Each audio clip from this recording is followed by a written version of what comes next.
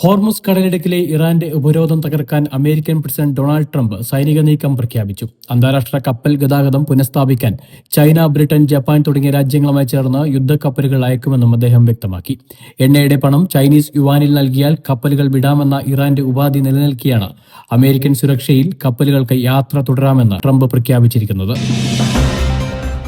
യുഎഇക്ക് നേരെ ഇന്ന് നടന്ന ശക്തമായ ആക്രമണങ്ങളെ പ്രതിരോധ സംവിധാനങ്ങൾ തകർത്തു. 9 ബാലിസ്റ്റിക് മിസൈലുകളും 33 ഡ്രോണുകളുമാണ് ഇന്ന് വെടിവെച്ചിട്ടത്. ഫുജൈറ തുറമുഖത്തിന് നേരെയും ഡ്രോൺ ആക്രമണമുണ്ടായി. സംഘർഷം തുടങ്ങിയത് മുതൽ ഇതുവരെ 294 മിസൈലുകളും 1600 ഡ്രോണുകളും യുഎഇ പ്രതിരോധ വിഭാഗം നശിപ്പിച്ചു. ഇറാന്റെ കടന്നുകയറ്റങ്ങളെ തുടർന്നുള്ള അടിയന്തര സാഹചര്യം വിലയിരുത്താൻ ബഹ്റൈൻ ആഭ്യന്തരമന്ത്രി ഷെയ്ഖ് റാഷിദ് ബിൻ അബ്ദുള്ള അൽ ഖലീഫ സിവിൽ ഡിഫൻസ് ആസ്ഥാനം സന്ദർശിച്ചു.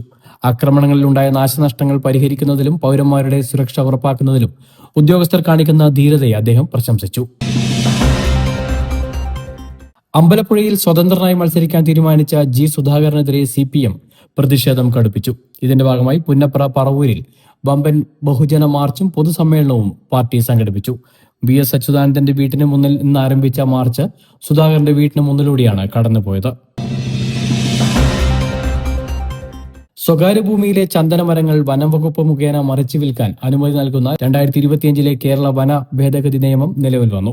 വിൽപ്പനയിലൂടെ ലഭിക്കുന്ന തുക പൂർണ്ണമായും ഭൂ ഉടമയ്ക്ക് ലഭിക്കും.